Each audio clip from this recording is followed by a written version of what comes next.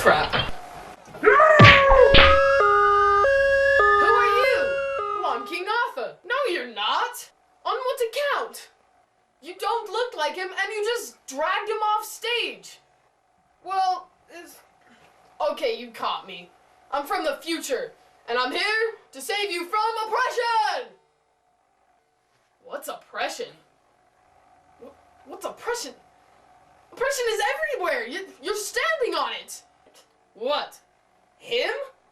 But, no, what are you doing? Standing on a dead guy!